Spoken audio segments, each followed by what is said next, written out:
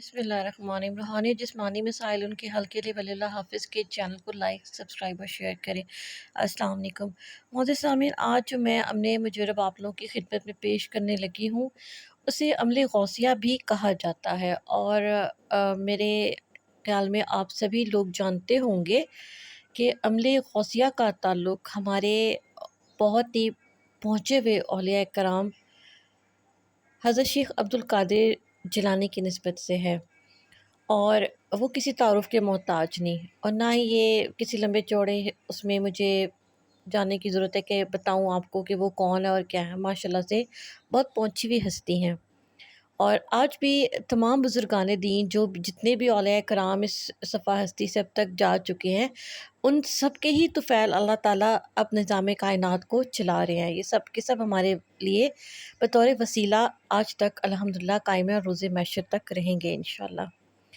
تو عمل کے لیے بات کرتے ہیں کہ آپ کے پاس کوئی ایسا معاملہ، کوئی ایسی بات یا کوئی ایسی چیز، کوئی ایسا واقعہ آپ کی زندگی میں آ چکا ہے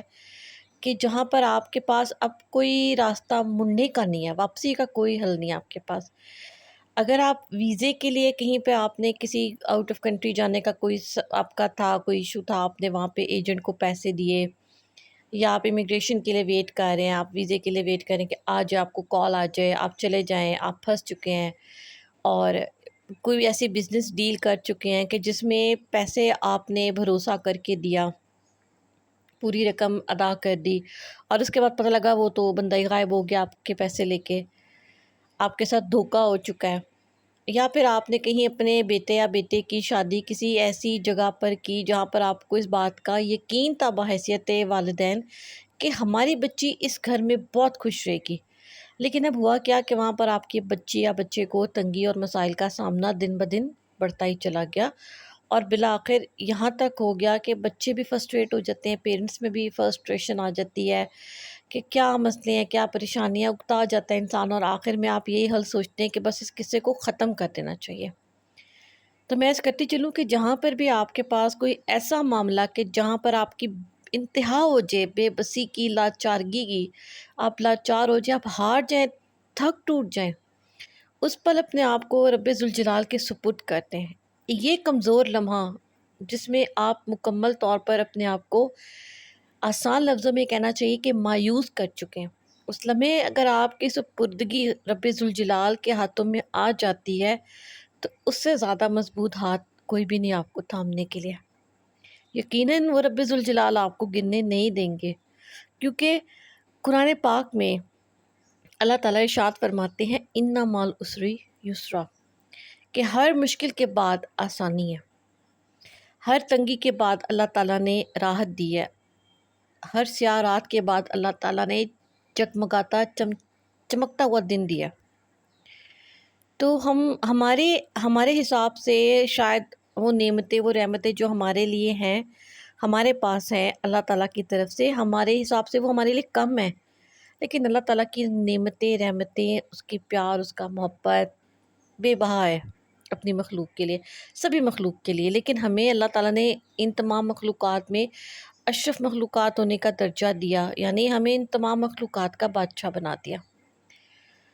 اور جب بادشاہ مایوس ہو کر گر گئے، تھک ہار گئے، اللہ تعالیٰ کی طرف رجوع کیا،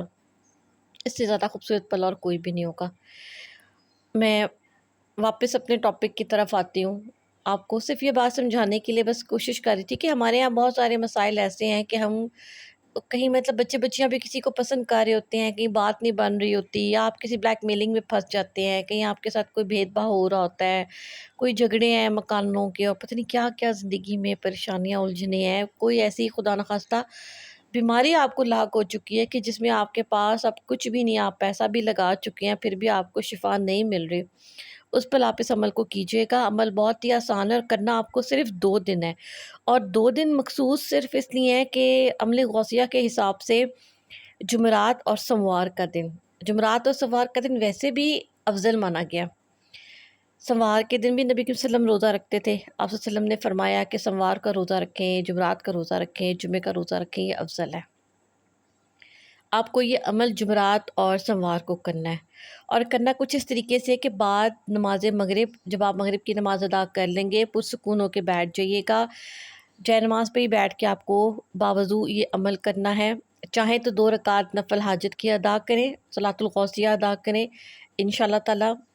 اس سے آپ کو بہترین نتائج ملیں گے۔ نہیں بھی ادا کر سکتے تو کوئی بات نہیں، آپ صرف عمل کر لیجئے، اور عمل کچھ اس طریقے سے ہے کہ آپ کو اول اور آخر 7 بار مکمل درود ابراہیم پڑھنا ہے، نماز والا درود ابراہیم۔ درود ابراہیم مکمل پڑھنے کے بعد آپ کو 7 بار سورہ فاتحہ الحمد شریف بما بسم اللہ کے پڑھنی ہے۔ جب بھی شروع کریں گے بسم اللہ الرحمن الرحیم سے شروع کریں گے۔ اس کے بعد آپ کو الحمد شریف کے بعد آپ کو 7 بار سورہ علم نشرہ اما پارہ یعنی 30ویں پارے میں سورہ علم نشرہ ہے، یہ 7 بار آپ کو بما بسم اللہ کے پڑھنی ہے۔ سورہ علم نشرہ کے بعد آپ کو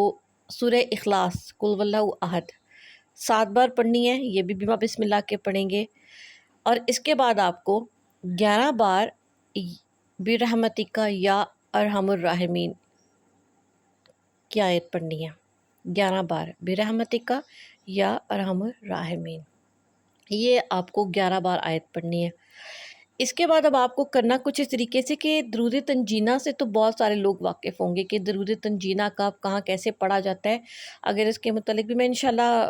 نیکسٹ ویڈیو میں آپ کو بتاؤں گی، لیکن ابھی آپ کو یہ بتاتی ہوں کہ درود تنجینہ کا ایک آخری حصہ جو ہے نا یا قاضی الحاجات سے جو شروع ہوتا ہے ان اللہ علی کل شیء قدیر پہ ختم ہو جاتا ہے، انک علی کل شیء قدیر یہاں پر وہ اختتام ہوتا ہے، اور یا قاضی الحاجات آخری جو اس کا اینڈ ہے آپ اس میں سے یا قاضی الحاجات سے لے کے انک علی کل شیء قدیر تک اس کو مکمل آپ نے یہ بھی آپ نے 7 بار پڑھ لینا ہے۔ 7 بار پڑھنے کے بعد آپ نے اپنی دعا کرنی ہے، اپنا مقصد اپنی حاجت طلب کرنی ہے، اور اس کے بعد پھر آپ